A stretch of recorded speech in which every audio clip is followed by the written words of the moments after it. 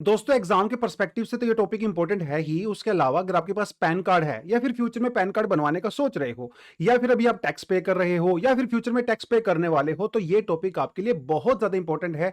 Because cabinet committee of economic affairs ने एक नया प्रोजेक्ट लॉन्च किया है जिसे कहा जा रहा है पैन 2.0। लेकिन आगे बढ़ने से पहले मैं चाहता हूं कि आप एक छोटी सी वीडियो क्लिप जरूर देखें। पैन कार्ड हमारी जिंदगी का एक हिस्सा है। मिडिल क्लासेस हो, छोटे बिजनेस हो, सभी के लिए एक बहुत इंपॉर्टेंट है। इसको हाईली अपग्रेड करके एक नए लेवल पे लाके पैन 2.0 अप्रूव हुआ है। एग्जिस्टिंग सिस्टम को पूरी तरह से अपग्रेड किया जाएगा।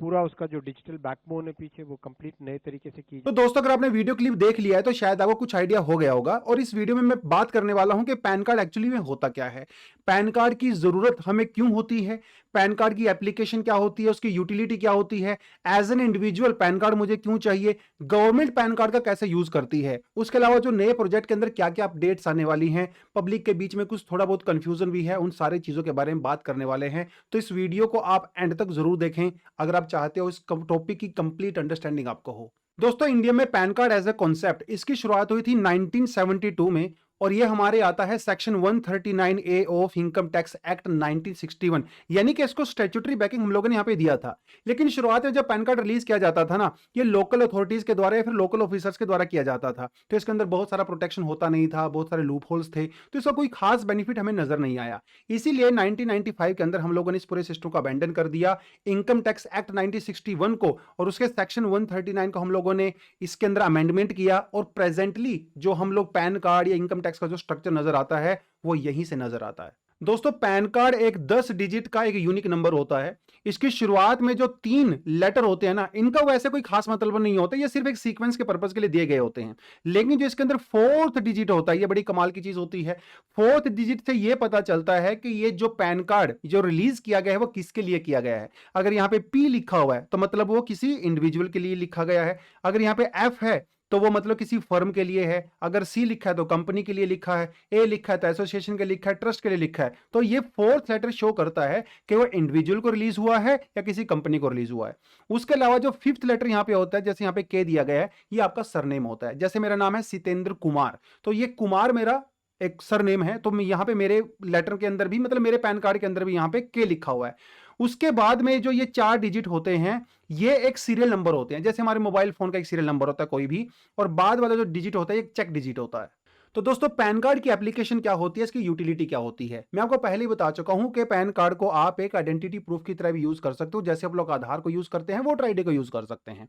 उसके अलावा अगर आप टैक्स पे करते हो तो अपना इनकम टैक्स रिटर्न के लिए आपको पैन कार्ड की रिक्वायरमेंट होती है। अगर आप इनकम टैक्स का कोई रिफंड क्लेम करते हो तो वहां से आपको पैन कार्ड की रिक्वायरमेंट होती है। अगर आपको कोई छोटा बिजनेस स्टार्ट करना है, कोई स्टार्टअप करना है, अपनी कंपनी को आप रजिस्टर करवाना चाहते हो, तो वहां पे आपको पैन कार्ड लगेगा। अगर आप स्टॉक्स के अंदर, म्यूचुअल फंड के अंदर, बॉन्ड्स के अंदर, डिबेंचर के अंदर, स्टॉक मार्केट के अंदर अगर आप इन्वेस्टमेंट करते हो तो उसके लिए भी आपको पैन कार्ड लगता है। अगर आप बैंक में लोन लेने के लिए जाते हैं तब भी आपको पैन कार्ड चाहिए।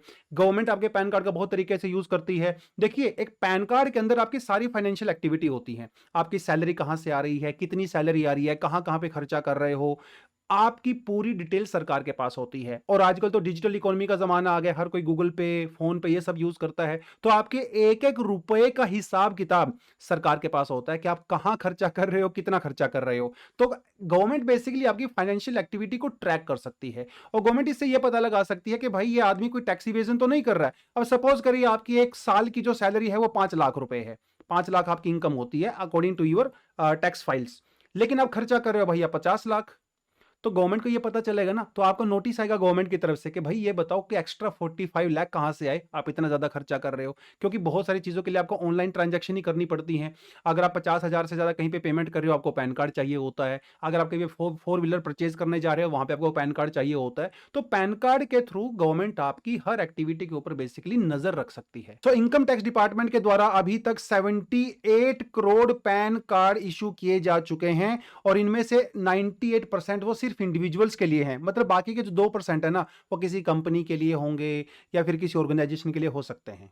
लेकिन पैन कार्ड हर किसी को तो नहीं मिल सकता, तो उसके लिए एलिजिबिलिटी क्राइटेरिया क्या होता है। देखिए जो सेल्फ एम्प्लॉयड प्रोफेशनल्स होते हैं, मतलब आपकी कोई दुकान है, कोई प्रोफेशनल आप कंपनी चलाते हो, तो आपको पैन कार्ड के लिए आप अप्लाई कर सकते हो अगर आपकी सैलरी जो है वो 5 लाख इससे ज्यादा है, क्योंकि फिर आप इनकम टैक्स जो है वो फाइल करते हो। उसके अलावा अगर आप कोई इंपोर्ट एक्टिविटी या एक्सपोर्ट एक्टिविटी के अंदर इन्वॉल्व हो, अगर आप कोई ऐसा बिजनेस करते हो तो आप पैन कार्ड के लिए अप्लाई कर सकते हो।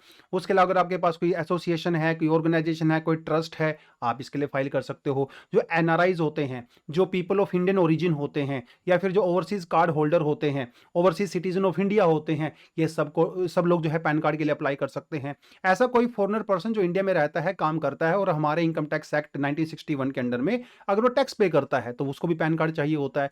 पेरेंट्स भी अप्लाई कर सकते हैं पैन कार्ड के लिए on the behalf of their children. तो दोस्तों ये तो हो गई बेसिक बात। अभी जो पैन 2.0 प्रोजेक्ट आएगा, इसके अंदर क्या क्या होने वाला है एक बार वो देख लेते हैं। देखिए, अभी जो एग्जिस्टिंग पैन कार्ड का पूरा सिस्टम है ना, वो काफी पुराना है, 15-20 साल पुराना है, एक तरीके से चल ही रहा है। तो सरकार का ये कहना है कि भाई डिजिटल इंडिया का जमाना है, चीजें बदल गई हैं, टेक्नोलॉजी बदल गई है, ई गवर्नेंस का जमाना है, तो इसीलिए हमारा जो पैन कार्ड सिस्टम है ना, टैक्सेशन सिस्टम के साथ अगर इसको जोड़ के देखो, इसको अपग्रेड करने की जरूरत है।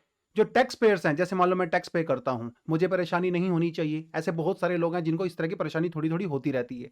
तो सरकार का यह कहना है कि टेक्नोलॉजी का यूज करके हम हमारे एक्सपीरियंस को बेटर बनाएंगे। उसके अलावा अगर आप कोई ऐसे नए पर्सन हो जिसको पैन कार्ड के लिए अप्लाई करना है, तो आपकी जो पूरी प्रोसेस है उसको और सिंप्लीफाई कर दिया जाएगा। अभी अगर आप नया पैन कार्ड के लिए अप्लाई करोगे ना, तो वो पेपरलेस होगा, मतलब ये एनवायरमेंट फ्रेंडली भी होने वाला है। तो हमारा जो पूरा डिजिटल इंफ्रास्ट्रक्चर है वो रोबस्ट हो जाएगा और स्ट्रांग हो जाएगा। देखिए, जितना भी हमारे पास फाइनेंशियल डिजिटल सिस्टम है, जिसके अंदर पैन कार्ड भी हो गया, जीएसटीआई हो गया, टीएन हो गया, टीआईएन हो गया, मतलब ऐसे लोग जो टैक्स को या तो पे करते हैं, उसको कलेक्ट करते हैं, डिस्ट्रीब्यूट करते हैं। अब ये सिस्टम काफी जो है बिखरा हुआ है, प्रॉपर तरीके से जो है एक जगह पे सेटअप नहीं है।